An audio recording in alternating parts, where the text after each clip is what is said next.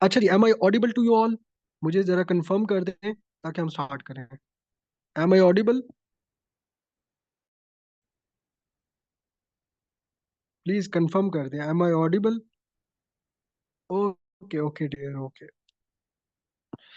अच्छा जी, तो मंचर लेक के बारे में हम पढ़ रहे थे। एक तो ये fresh, largest fresh water lake है, पहली बात। और ये कहाँ पे वाक़ है? जामशोरो और दादू डिस्ट्रिक्ट के दरमियान ये वाक़ है। ठीक हो गया। किंजर लेक की बात करें, किंजर लेक का पहला एक इसका जो क्वालिटी है, ये आर्टिफिशियल लेक है। इधर लिखी नहीं हुई लेकिन आपने लिख लेना, आर्टिफिशियल लेक है।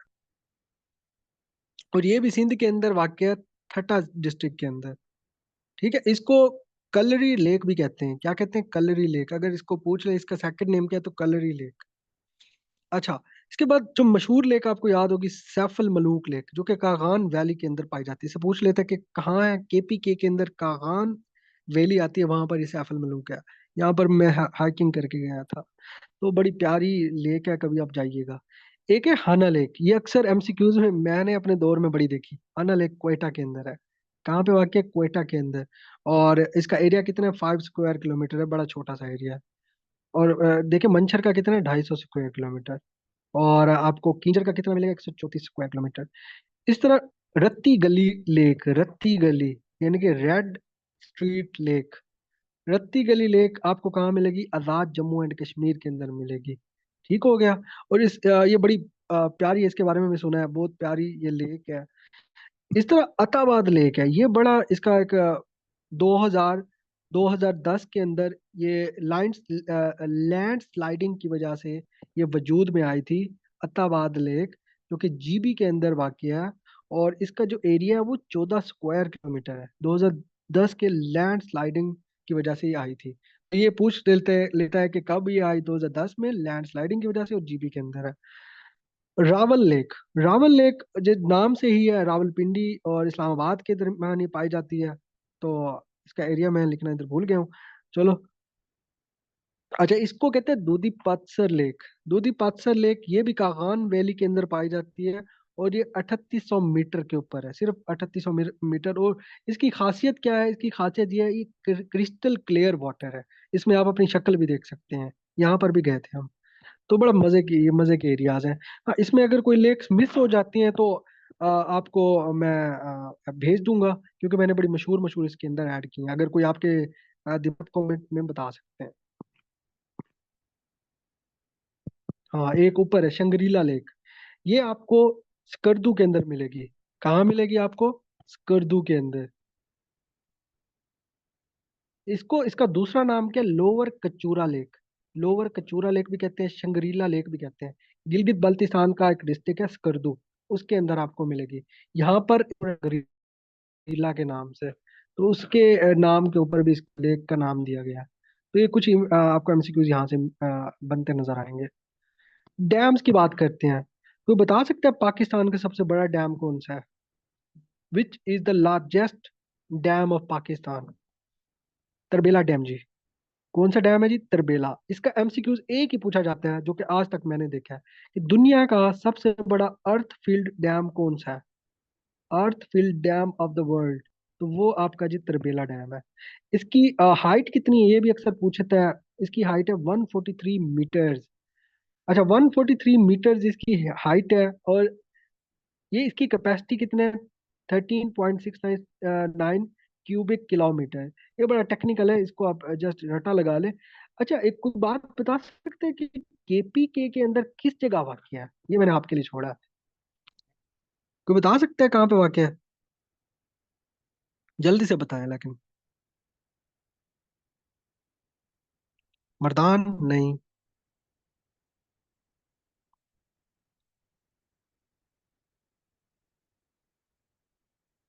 कोई और बताए। नहीं।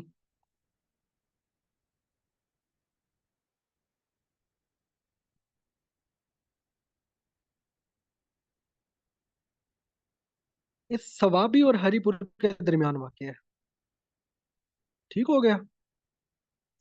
अच्छा, आगे चलते हैं।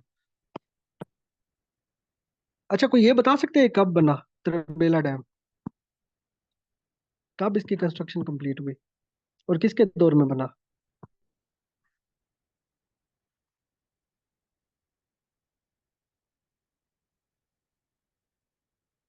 भुट्टो के दौर में कंप्लीट हुआ, बना बनना तो पहले शुरू हुआ था।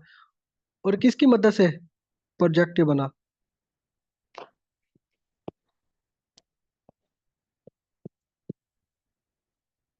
वर्ल्ड बैंक की मदद से। पाकिस्तान का ये पहला बड़ा अर्थफुल डैम था, लेकिन उससे पहले मंगला बन चुका था। और कोई बता सकते हैं मंगला कब बना और ये कहाँ?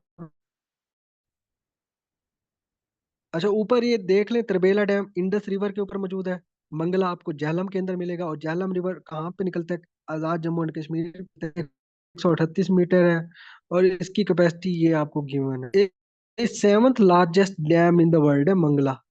ठीक हो गया। और ये झेलम रिवर के ऊपर है। और ये ना, कोई बता सकता है?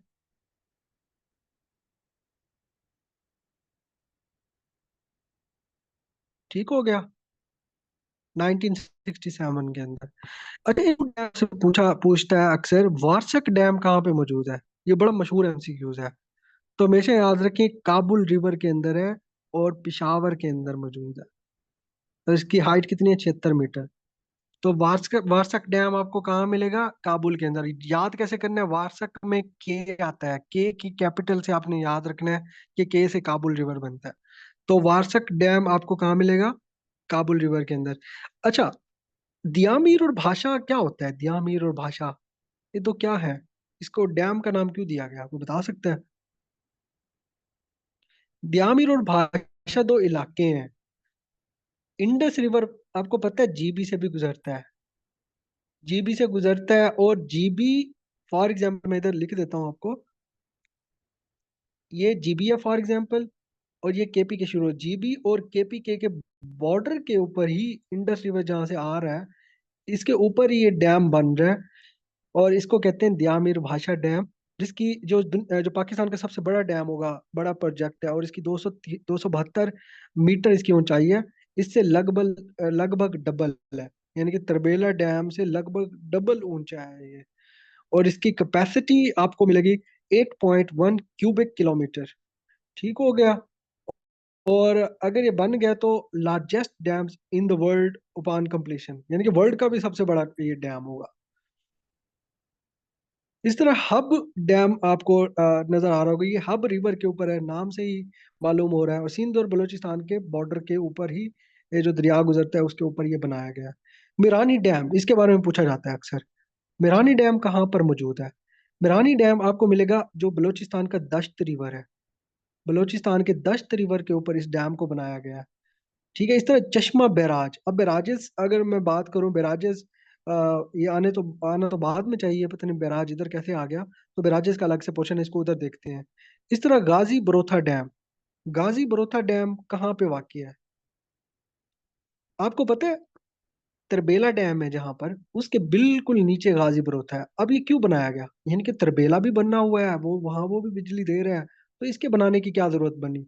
तो ये आपने इसकी केस स्टडी पढ़नी है कि गाजी बरोदा क्यों बनाया गया, हालांकि इंडस रिवर काम कर रहा है। तो इसका एक सीन है कि गर्मियों में जो इंडस रिवर है, ये इसकी जो पानी है, रिजर्वायर है, ये कम हो जाता है इसकी सतह, तो बिजली की डिमांड भी ज्यादा होती है, तो उसको पूरा करने के लिए गाजी बरोथा बनाया गया था। ठीक हो गया। इसकी जो आपको कैपेसिटी मिलेगी 1450 मेगावाट मिलेगी। इसके नीचे मैं नक्शा आपको दिखा देता हूँ। अगर आप इस नक्शे को गौर से देखें तो आपको सारी पिक्चर समझ आ जाएगी। इसमें सारे आपको डैम्स और सारे आपको इसमें काफी बैराजेस भी आपको नजर आएंगे, लेकिन ज्यादातर डैम्स इसमें लिखे हुए हैं। या आपने एक दफा नजर दोहरा लेनी है, आपको सारे डैम्स यहाँ से मिल जाएंगे। अच्छा, कैनाल्स और बैराजेस की बात करते हैं। आपको पता है, बैराजेस, ज्यादातर बैराजेस पाकिस्तान के अंदर इंडस रिवर के ऊपर वाक़ हैं। तो इंडस रिवर को पहले समझते हैं। जैसे मैंने बताया था आपको, इंडस रिवर जहां से निकलता है, वो हम थोड़ा इसको पकड़ते हैं। ये येलो कलर का आपको नजर आ रहा होगा एक एरिया, यहाँ से निकलता है आपका इंडस, और यहाँ पे आके एक समंदर में गिर जाता है। तो पहले तो ये बात आपने समझनी है, मैं इसको रेड कर देता हूँ। तो यहाँ से निकला आपका, यहाँ पे एंडोर है, आपने येलो को भी फोकस करना है जी। तो इंडस रिवर आया आपका आपका इधर से आ रहा है, आ रहा फ्लो इसका जीबी से, ये नीचे केपी की तरफ आ रहा है। तो पहला पहला आपको एक बैराज मिलेगा जिसको जिनाब बैराज कहते हैं। ठीक है, जिनाब बैराज हो गया, ये इंडस रिवर पर है। इसके बाद चश्मा बैराज आपको मिलेगा नंबर 2 पे। ये भी आपको इंडस रिवर के अंदर मिलेगा। जिनाब बैराज और चश्मा बैराज, जी बैराजेस ये होते हैं कि आपके जो पानी पानी का फ्लो होता है ना, पानी का फ्लो उसको रोकने में और उसको माउल्ड करने में, उसको कैनालों के अंदर भेजने में हेल्प करते हैं। फॉर एग्जाम्पल आपका कोई दरिया आता है, उसको ज़ाय होने से बचाने के लिए एक बैराज बना लेते हैं उसके ऊपर से, और उसके ऊपर दरे बना देते हैं, उसको रोक लेता है वो बैराज। और अब यहाँ से इसके वाटर को रोक के कैनालों के जरिए से दूसरे इलाकों में भेजा जाता है, जो कैनाल सिस्टम आपने देखा होगा। तो एक कि हुकूमत जब जो कंट्रोल करके जहां भी भेजना चाहे उसको भेज सकती है। इरिगेशन डिपार्टमेंट हर एक सूबे का अलग से है।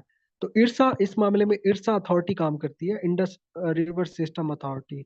तो वो इसका कंट्रोल लेती है और जहां भी भेजना वहां पे भेजती है। तो बैराजेस का ये काम है। तो जिनाब बैराज है पहले नंबर पर, वो भी इंडस रिवर पर है। चश्मा है वो भी है। इसके बाद आपको तौनसा बैराज मिलेगा। अब इसमें याद रखना कि 3 बैराजेस ऐसे हैं जो इंडस रिवर पर हैं, जो कि पंजाब के अंदर वाक़ हैं। इसमें एक जिना आ गया, चश्मा आ गया और तोनसा, ये तीनों पंजाब के अंदर है। इसके बाद जो आपका इंडस रिवर है वो दाखिल हो जाता है सिंध के अंदर। सिंध के 3 बैराजेस, सखर बैराज है और कोटरी। अब इधर आपके लिए क्वेश्चन है, सखर बैराज को का दूसरा नाम क्या है? सखर बैराज का कोई बता सकता है? सखर बैराज का दूसरा नाम क्या है? इसी तरह कोटरी बैराज का दूसरा नाम क्या है? कोई बंदा बता दे। सक्कर बैराज का दूसरा नाम क्या है और कोटरी का दूसरा नाम क्या है?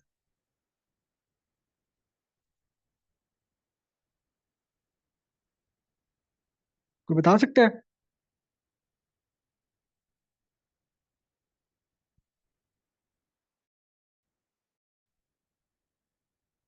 हाँ जी, लॉयड लॉयड बैराज।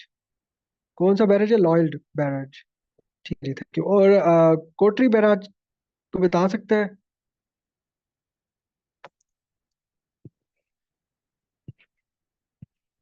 गुलाम मोहम्मद बैराज।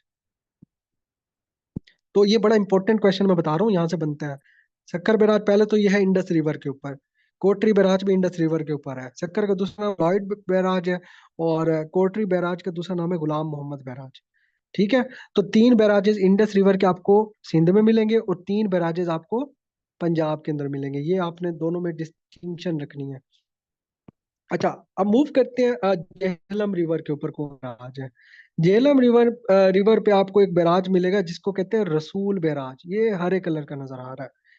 इससे चिनाब रिवर की बात करें, चिनाब में आपको मराला, सियालकोट के अंदर, खांकी गुजरावाला के अंदर है, कादराबाद हाफजाबाद के अंदर है, ट्रिमू जो झंग के अंदर है। अब इसमें जा रहा है उसके ऊपर झंग के इलाके में वाक़